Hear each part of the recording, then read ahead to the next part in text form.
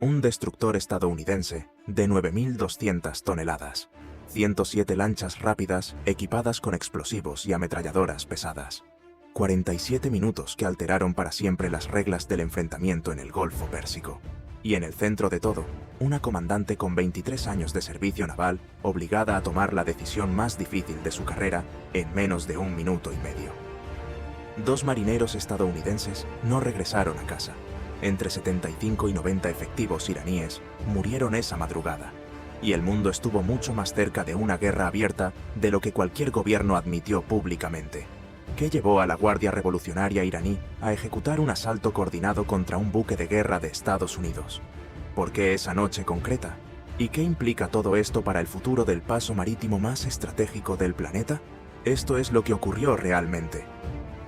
El estrecho de Hormuz no es simplemente un punto en el mapa, es la arteria por la que circula la sangre energética del mundo. En algunos tramos apenas alcanza 2 millas náuticas de ancho, y por allí transita cerca del 20% del petróleo consumido diariamente en el planeta. Ciérralo, y el precio del crudo se dispara. Bloquéalo durante una semana, y la economía global entra en convulsión. Irán lo sabe, siempre lo ha sabido. Durante décadas, la República Islámica ha utilizado Hormuz como su carta estratégica más poderosa. No necesita portaaviones ni submarinos nucleares para ejercer presión. Le basta con amenazar ese cuello de botella para que el mundo entero preste atención. La Marina de la Guardia Revolucionaria anunció por radio la realización de ejercicios con fuego real programados para el 17 y 18 de febrero. Las coordenadas situaban la zona de maniobras peligrosamente cerca de los carriles de separación de tráfico utilizados por superpetroleros. El Comando Central de Estados Unidos respondió con un mensaje inusualmente directo. No tolerarían aproximaciones a alta velocidad en curso de colisión, ni aceptarían armas apuntando hacia fuerzas estadounidenses. Y recordaron que el ejército americano representaba la fuerza más letal y mejor entrenada del planeta. Sonó como advertencia, y estaba a punto de ser puesta a prueba.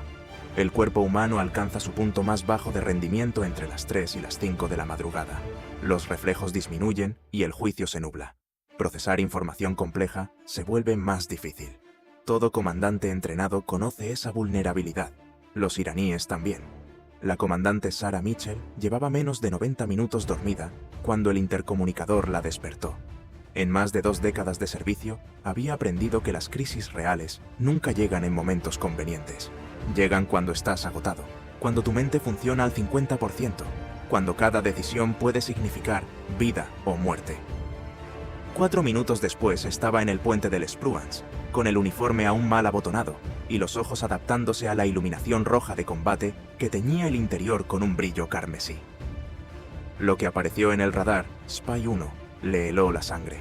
Al principio eran pequeños grupos dispersos cerca de la costa iraní, en las inmediaciones de Bandar Abbas. Luego otro grupo, y después un tercero. En cuestión de minutos, la pantalla comenzó a llenarse de decenas de firmas, rápidas y pequeñas, todas convergiendo hacia el mismo punto, la posición exacta del destructor estadounidense. A las 3:58, el sistema rastreaba 107 embarcaciones distintas. Sus trayectorias no eran aleatorias.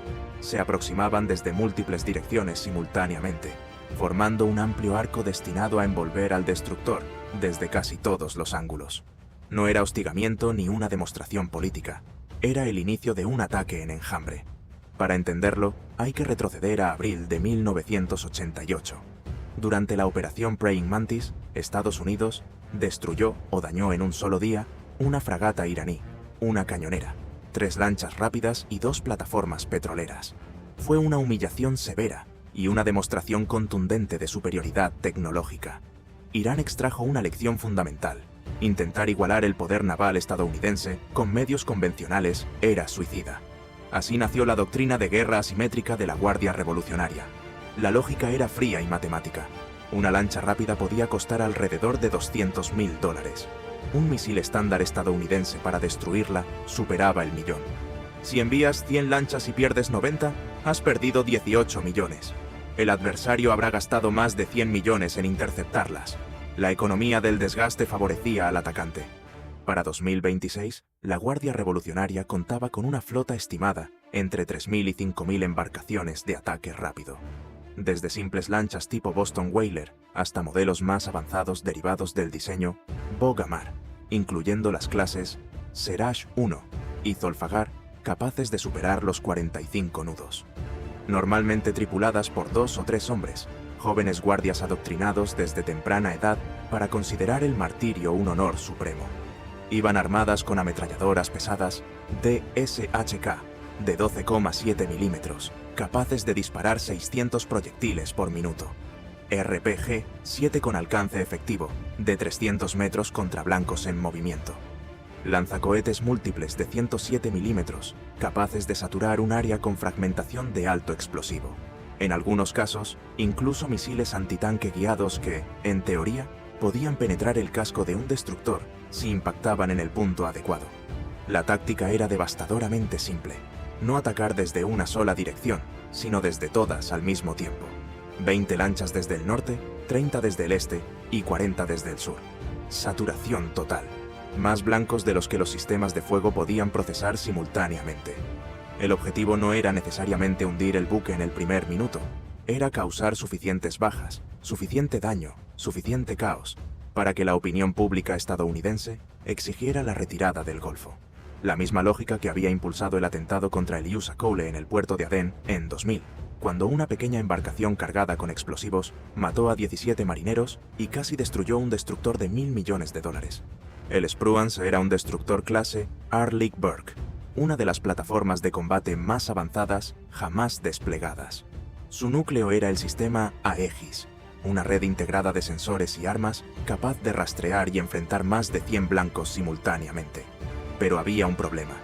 Aegis estaba optimizado para misiles antibuque, no para enjambres de lanchas pequeñas moviéndose a 45 nudos sobre la superficie del agua.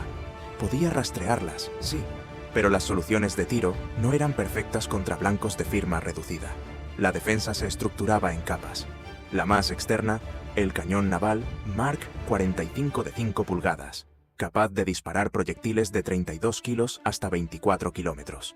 Devastador contra buques grandes, menos preciso contra lanchas diminutas. La siguiente, 2 cañones.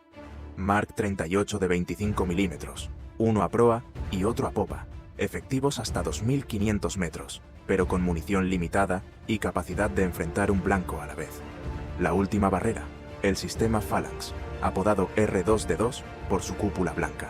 Un cañón Vulcan de 20 milímetros guiado por radar, disparando 4.500 proyectiles por minuto.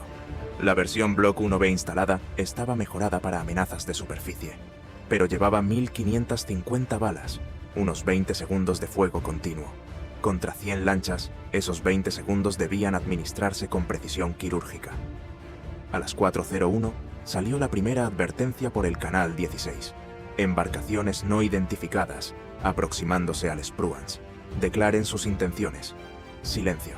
La llamada se repitió, pero nada. Era el patrón habitual. Ignorar advertencias, avanzar hasta obligar al buque estadounidense a escalar su respuesta.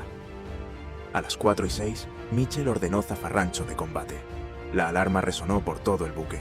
Puertas estancas cerrándose, equipos de control de daños desplegándose y personal corriendo hacia posiciones. En el centro de información de combate, las consolas mostraban un enjambre que seguía acercándose. A las 4:11, las lanchas líderes cruzaron las 5 millas. A su velocidad, estarían encima del destructor en menos de 8 minutos. Mitchell ordenó virar presentando la popa hacia la mayor concentración de contactos, maximizando el uso del Phalanx y el cañón de 25 milímetros trasero. Era la mejor opción disponible. No había ángulos buenos, solo menos malos. A las 4:12 salió la segunda advertencia, acompañada de 5 pitidos cortos de sirena. Las respuestas fueron inquietantes. Venimos, prepárense para morir. Risas, versículos recitados. La guerra psicológica estaba en marcha. Los comandantes iraníes sabían que las fuerzas estadounidenses operaban bajo reglas de enfrentamiento estrictas. Sabían que un capitán que disparara primero enfrentaría escrutinio legal y político. Era un juego de gallina jugado a 40 nudos en la oscuridad. A las 4:14, Mitchell desplegó los dispositivos acústicos. Lanzó bengalas de advertencia que iluminaron decenas de lanchas grises, con tripulaciones visibles y armas montadas. El enjambre se dispersó aún más. Zigzagueos, ataque escalonado. No eran milicianos improvisados, eran operadores entrenados. A las 4:16, con las lanchas dentro de 3 millas, Mitchell tomó su decisión. Había agotado opciones no letales. Ordenó al cañón de 25 milímetros disparar ráfagas de advertencia al agua frente a la lancha líder. Los trazadores surcaron la noche. 3 segundos suspendidos en el tiempo. Si viraban, todo terminaría ahí. No viraron. La lancha líder aceleró hasta casi 50 nudos. El artillero orientó su ametralladora pesada hacia la superestructura del Spruance. Intención hostil confirmada. Armas libres. El Phalanx abrió fuego. En menos de 2 segundos, la lancha dejó de existir, pero quedaban 106 más. Las demás lanchas no se detuvieron. Si algo cambió, fue que parecieron acelerarse tras ver cómo la primera se desintegraba bajo el fuego del Phalanx. Comenzaron a disparar RPG-7, dejando estelas de fuego antes de impactar el agua o perderse en la oscuridad. La mayoría falló, como suele ocurrir con cohetes no guiados, disparados desde plataformas inestables, pero cuando llegan decenas a la vez, la estadística deja de tranquilizar. Varias explosiones levantaron columnas de agua a pocos metros del casco. Una impactó la popa, detonó contra el blindaje y no logró penetrar, pero el golpe sacudió la estructura. En un buque de guerra, un impacto así no es solo ruido, es la confirmación de que el ataque ha pasado de simbólico a letal. Las lanchas más grandes abrieron fuego con lanzacohetes múltiples, de 107 milímetros. No buscaban precisión, sino saturación. Creaban zonas de muerte, franjas de mar castigadas por fragmentación de alto explosivo, obligando al destructor a maniobrar dentro de un entorno donde cada segundo aumentaba la probabilidad de un impacto. El rocío y el humo empaparon posiciones, y algunos artilleros quedaron momentáneamente cegados por el agua salada. La comandante Mitchell ordenó fuego a discreción y máxima potencia. El Spruance aceleró por encima de 30 nudos, mientras viraba para romper el anillo de ataque. En un enjambre, quedarse quieto es suicidio. El objetivo era abrir distancia, obligar a las lanchas a reordenarse y destruir suficientes blancos para quebrar la táctica. 2 helicópteros MH-60 ya estaban en el aire. Desde arriba, donde el enjambre perdía parte de su ventaja, lanzaron misiles Hellfire. El primero impactó una lancha por el través de babor y la vaporizó. El segundo destruyó otra que intentaba cerrar la retirada, pero 8 misiles no podían resolver un ataque de más de 100 plataformas. Ese era el núcleo del problema. Estados Unidos operaba con precisión y munición costosa. Irán apostaba por cantidad y desgaste. Si una de cada 10 lanchas lograba acercarse lo suficiente, el ataque podía considerarse exitoso. Y si el destructor agotaba su munición en la primera ola, quedaría vulnerable a la siguiente. El combate duró 47 minutos, desde las 4:16 hasta aproximadamente las 5:03. En ese tiempo, 31 lanchas iraníes fueron destruidas o inutilizadas y entre 75 y 90 efectivos de la Guardia Revolucionaria murieron. El Spruance recibió impactos de RPG y fuego de ametralladora pesada. 2 marineros estadounidenses murieron y 11 resultaron heridos. Uno de los MH-60 fue alcanzado por un proyectil de 12,7 milímetros y aterrizó de emergencia, aunque su tripulación salió ilesa. El Phalanx de proa agotó su cargador y estaba recargando cuando, de forma abrupta, el enjambre comenzó a retirarse. Cerca de las 5:01, una orden por radio hizo que las lanchas supervivientes rompieran contacto y regresaran hacia la costa iraní. El ataque no fue improvisado. Fue planificado, coordinado y detenido antes de escalar más allá del umbral crítico. La batalla continuó en el terreno diplomático.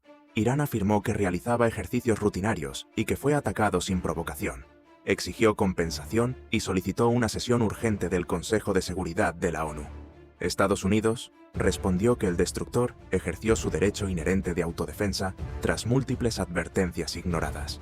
El presidente declaró que no iniciaron el enfrentamiento, pero lo terminarían si se repetía. Los mercados reaccionaron de inmediato. El crudo subió alrededor de un 8% en horas. Las navieras pausaron tránsitos y las aseguradoras elevaron primas para cruzar el Golfo. Hormuz volvió a recordar al mundo su fragilidad, pero lo más significativo fue lo que no ocurrió. Irán no escaló. No hubo ataques de seguimiento ni misiles contra bases estadounidenses. El silencio posterior fue calculado. Algunos lo interpretaron como disuasión efectiva, otros como una demostración estratégica. Irán podía golpear y asumir pérdidas sin provocar guerra abierta. Los marineros fallecidos fueron Michael Rodríguez, de 24 años, y Jennifer Chen, de 22. Sus nombres se sumaron a décadas de bajas en la región. Para sus familias, el conflicto no se mide en barriles de petróleo ni en comunicados oficiales. El enfrentamiento no cambió la estructura del conflicto, pero confirmó una realidad peligrosa. La próxima vez podría no involucrar un solo destructor y lanchas rápidas. Podría escalar hacia portaaviones, submarinos, misiles de crucero o instalaciones estratégicas.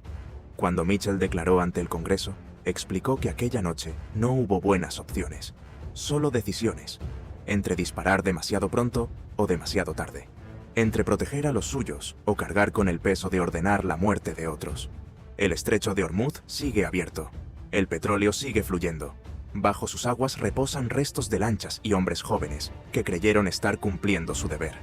Y en algún lugar, un comandante vuelve a mirar una pantalla de radar, sabiendo que la próxima decisión puede ser irreversible.